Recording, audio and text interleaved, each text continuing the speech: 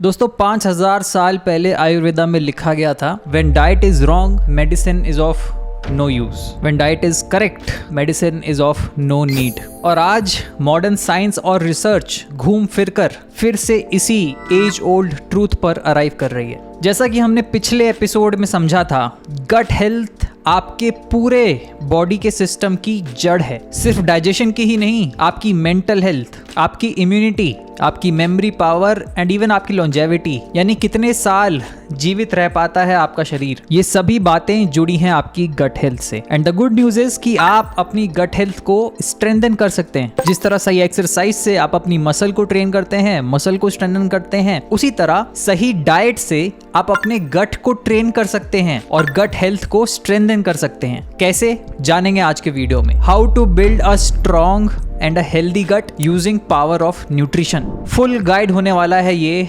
Diet पर optimal gut health के लिए। जानेंगे किन फूड्स को डाइट में ऐड करना है और किन फूड को डाइट से एलिमिनेट करना है। बड़ा ही इंपॉर्टेंट, प्रैक्टिकल, यूजफुल वीडियो होने वाला है ये, एंड तक देखिएगा। खास तौर से हमारे रिच इंडियन कल्चर में ढेर सारी डिशेज हैं जो कि गट हेल्थ के लिए बड़ी फायदेमंद हैं। शुरू करते हैं episode 2 of the health equation. दोस्तों पिछले एपिसोड में हमने जाना था कि हमारा gut is powered by gut microbiome. Trillions की तादाद में बैक्टीरिया, फंगाई और वायरसेस, ये माइक्रोब्स हमारे गट में मौजूद होते हैं। यह है हमारा सेकंड ब्रेन। और गट माइक्रोबायोम की खासियत है इसकी डाइवर्सिटी। इसमें बैक्टीरिया की करीब 1000 डिफरेंट स्पीसीज पाई जाती हैं और हर बैक्टीरिया की अपनी एक अलग पर्सनैलिटी है, अपनी अलग स्किल सेट है और ये अलग अलग बैक्टीरिया हेल्प करते हैं अलग अलग फूड्स के डाइजेशन में। Veggies, meat, bread, oil, dairy, fruits, तो जितने अलग अलग किस्म के बैक्टीरिया आपके गट माइक्रोबायोम में होंगे उतनी स्ट्रांग होगी आपकी गट हेल्थ, उतना वाइड स्पेक्ट्रम ऑफ फूड आप डाइजेस्ट कर पाएंगे। तो लॉजिक सिंपल है,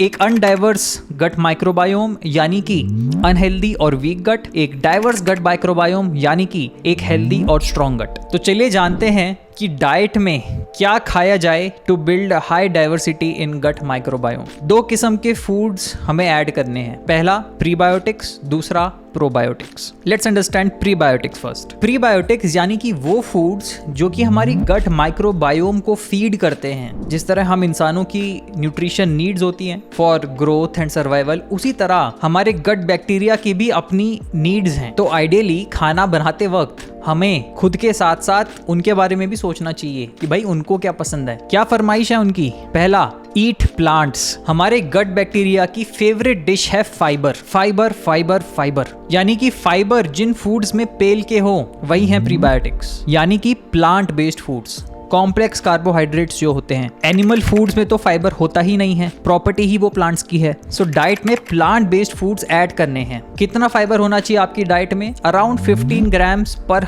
1000 कैलोरीज। ये आ जाता है for women around 25 grams and for main around 35 to 40 grams per day. अफसोस 90% लोग अपनी फाइबर नीड्स बिल्कुल मीट नहीं करते हैं। क्या आप करते हैं?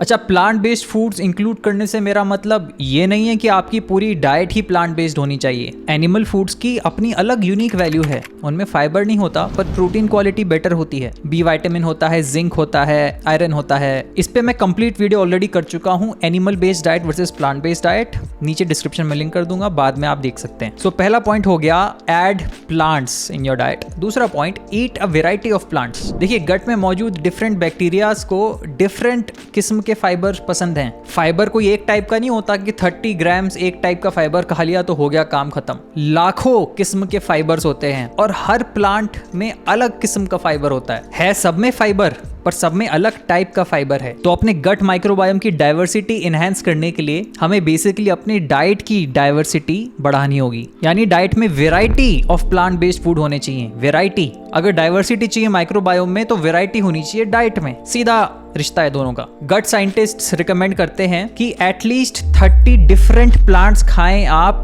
पर वीक इन योर डाइट। और प्लांट्स मतलब बस वेजिटेबल्स नहीं, प्लांट्स में और भी तो सब कुछ आएगा। आपके लेंटिल्स, लेग्यूम्स, दाल, चना, राजमा, ग्रेन्स, बीन्स। प्लांट्स मतलब ड्राई फ्रूट्स और सीड्स भी, बहुत ऑप्शंस हैं। इनफैक्ट अगर आप डाइट में वेराइटी वाले फैक्टर पे फोकस कर रहे हैं, वेराइटी ऑफ प्लांट्स आ रहे हैं, तो आपको अपना फाइबर इंटेक क्लोजली ट्रैक नहीं करना पड़ेगा, आसानी से आपकी फाइबर नीड्स पूरी हो ही जाएंगी, जो कि हमारा पहला पॉइंट था। और अगर आप हाइपरट्रॉफ न्यूट्रिशन स्ट्रेटेजी फॉलो करते हैं, जहां हमने रिकमेंड किया है to eat 500 grams of fruits and vegetables every day, जो कि काफी डुएबल है, तो फाइबर और प्लांट इंटेक मीट करना आपके लिए बड़ा इजी रहेगा। अच्छा, अगर आप ढूंढ रहे हैं एक step by step body transformation program with detailed training और nutrition plan according to your preferences, your lifestyle, your body type and your fitness goals, तो आप चेकआउट कर सकते हैं मेरी coaching details eight hypertroph.com/coaching। Coaching के साथ साथ आपको लाइफ टाइम एक्सेस मिलेगा फॉर माई ट्रांसफॉर्मेशन कोर्स, जहां 24 वीडियो लेसंस के जरिए मैंने हर एक छोटी बात समझा रखी है about training and nutrition. Organise knowledge at one place, knowledge transfer के लिए सभी डाइट टेम्पलेट्स, वर्कआउट टेम्पलेट्स, कैसे अपना वर्कआउट प्लान डिजाइन करें खुद, exercise library, recipe library, exercise substitution guide, food substitution guide, हर एक चीज एक जगह पे मिल जाएगी। ये course will be free with coaching. Description में डिटेल्स होंगे, आप चेकआउट कर सकते हैं। मूविंग ऑन, तीसरी फरमाइश जो हमारे गट बैक्टीरिया की है is to eat rainbow. Rainbow का मतलब है to include a lot of bright coloured vegetables in your diet. Bright colourful vegetables are good for your gut health. जो ब्राइट कलर आता है वेजिटेबल्स में, वो बेसिकली पॉलीफिनॉल्स के कारण आता है, जो कि हमारे गट माइक्रोब्स के लिए एक बहुत ही प्रिफर्ड फ्यूल का काम करता है। तो ये बात हो गई दोस्तों प्रीबायोटिक्स की। In short, eat plants and eat a variety of plants and try to eat a lot of colorful vegetables. Eat the rainbow. Fibre को एक बार साइड कर भी दें तो तमाम विटामिन्स और मिनरल्स जो प्लांट से आते हैं वो आपकी डाइट में इमेंस वैल्यू ऐड करेंगे। बात करते हैं सेकंड टाइप ऑफ फूड्स की जो डाइट में इंक्लूड करने चाहिए to strengthen your gut health, which is probiotics. Probiotics यानी वो फूड जिनमें ढेर सारे गुड बैक्टीरिया मौजूद हों। ये गुड बैक्टीरिया फिर हमारे गट में जाकर गट माइक्रोबायोम के साथ शामिल हो जाते हैं। प्रोबायोटिक्स खाने का मेन पर्पस ही है कि जो हमारे हेल्पफुल गुड बैक्टीरिया हैं उनकी पॉपुलेशन में इजाफा हो। तो कौन से फूड्स हैं प्रोबायोटिक्स?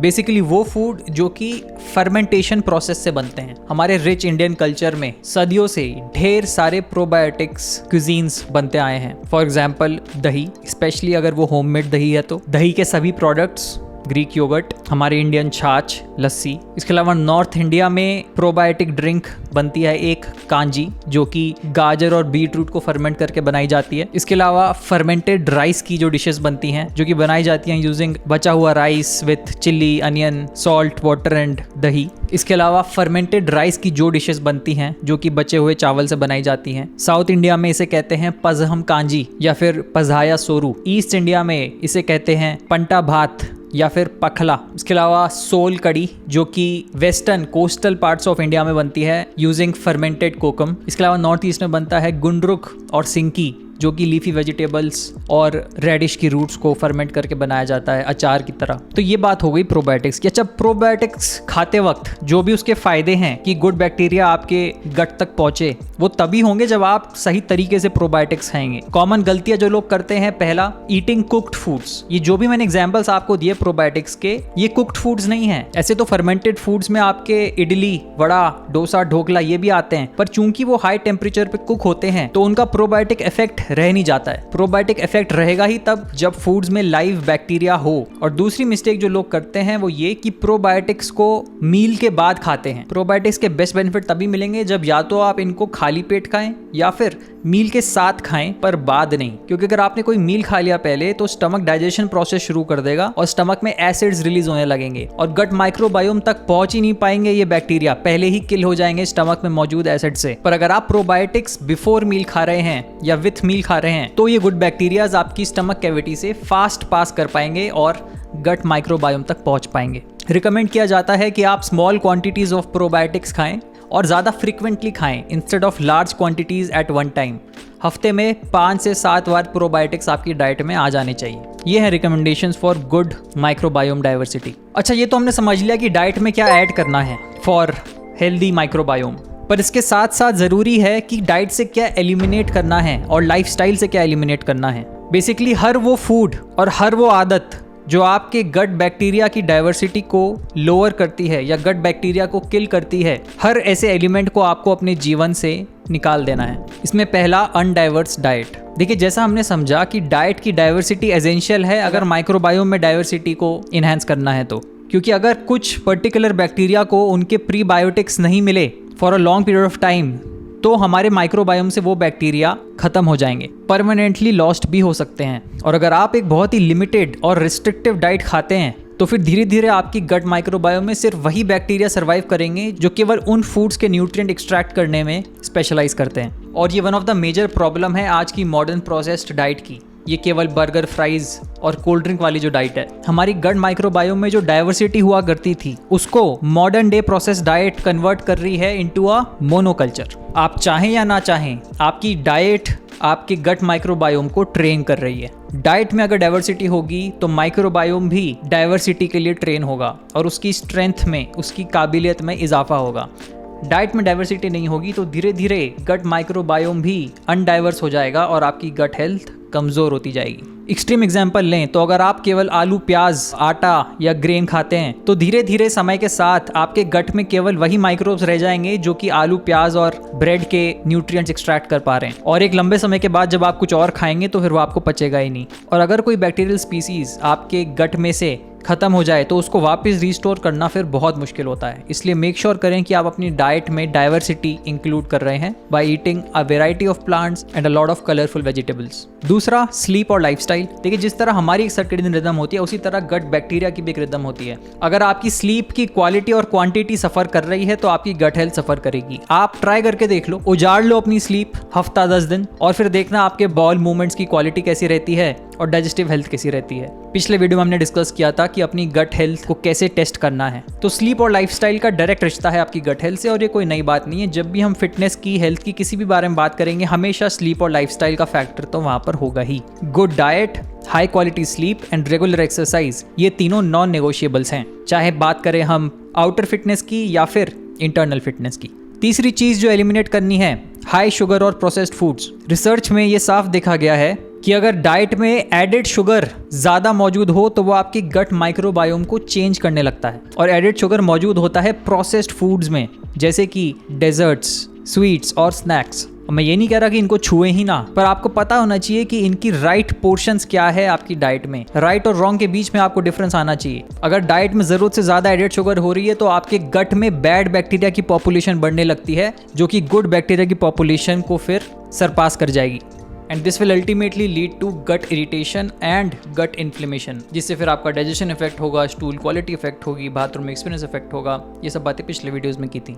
एडिशनली मेडिकल स्टडीज में ये बात भी सामने निकल कर आ रही है कि फूड में मौजूद प्रिजर्वेटिव, एमल्सिफायर्स, कलरिंग एजेंट्स, ये सभी गट माइक्रोबायोम की डाइवर्सिटी और बैलेंस के लिए एक नेट पॉजिटिव इफेक्ट तो नहीं रखते हैं, तो इन्हें अवॉइड करना चाहिए जितना हो पाए। और ये चीज़ें सिर्फ प्रोसेस्ड और पैकेज्ड फूड्स में ही पाई जाती हैं शेल्फ लाइफ इंक्रीज करने के लिए। ऐसा नहीं है कि इन्हें छू ही नहीं सकते, पर of course eat in moderation. अगर आप हाइपरट्रॉफ न्यूट्रिशन स्ट्रेटेजी फॉलो कर रहे हैं, 500 grams fruits vegetables daily, 80% whole food at least, तो फिर ऑटोमेटिकली इन चीज़ों के लिए डाइट में जगह ही उतनी बनेगी जिसमें ये आपके लिए हार्मलेस रहेंगी। Next factor to eliminate, alcohol and cigarettes. यहाँ मैं बहुत ज़्यादा नहीं समझाऊंगा, सभी को पता है कि अगर ये चीज़ें जीवन में रेगुलर हो रही हैं तो उस इंसान का हेल्थ और फिटनेस से वैसे भी कोई नाता नहीं है। उसकी आंखें खुद खुलें पहले। ऑलरेडी आप लोगों के पास इनफ रीजंस होने चाहिए to quit smoking and drinking. Digestion specific बात करें तो एल्कोहल के लॉन्ग टर्म यूसेज से आपकी गट लाइनिंग इरिटेट हो जाती है। इनफैक्ट आपका जो ईसोफेगस है उसकी मसल्स काफ़ी रिलैक्स हो जाती हैं, जिसके कारण एसिड रिफ्लक्स की प्रॉब्लम भी होने लगती है।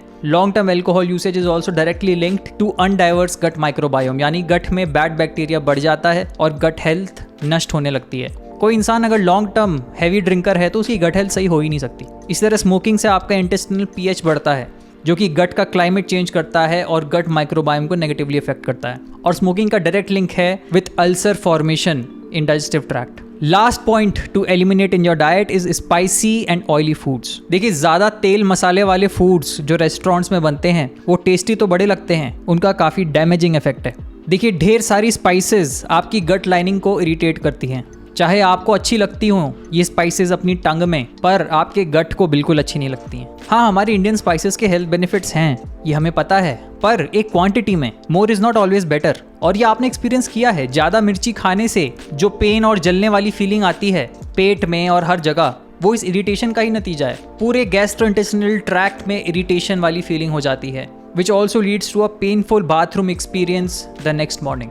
गट pain, discomfort, diarrhoea, burning sensation, ये सब साइंस दे रहा है आपका डाइजेस्टिव सिस्टम कि भाई शायद आप बहुत मिर्ची हैंडल कर सकते हैं पर हम नहीं कर सकते, सो प्लीज स्लो डाउन। तो इन सिम्टम्स को अनदेखा ना करें। पिछले वीडियो में हमने डिस्कस किया था क्या सब सिम्टम्स होते हैं indicative of poor gut health. तो ये दोस्तों हमने बात कर ली प्रॉपर डाइट की और लाइफस्टाइल की फॉर गुड गट हेल्थ। देखिए, अगर आपकी डाइट सही नहीं है, if you are eating poorly, तो उसके दो नेगेटिव इफेक्ट्स होंगे। एक तो आपको नेसेसरी न्यूट्रिएंट्स नहीं मिलेंगे अपनी डाइट से, प्रोटीन, मिनरल्स, विटामिन्स और fibres that you need to stay healthy. और दूसरा, eating poorly can change, alter the entire composition of your gut. आपकी गट माइक्रोबायोम अनडाइवर्स होती जाएगी, यानी कि आपकी गट की काबिलियत कम होती जाएगी, जिसके चलते वो फ्यूचर में और कम फूड्स को डाइजेस्ट कर पाएगा और कम फूड से न्यूट्रिएंट एक्सट्रैक्ट कर पाएगा। So it's very important to eat right and to build a strong gut.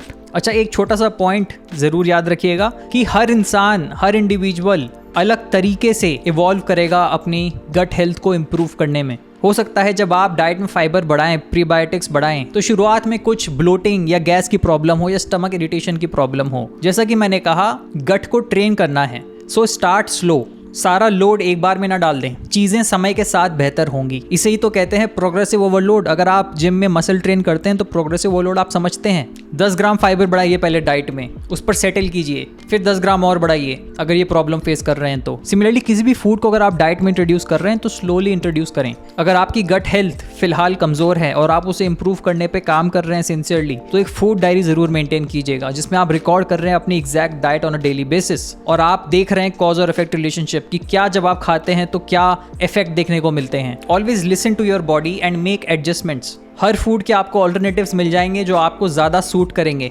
while providing the same health benefits।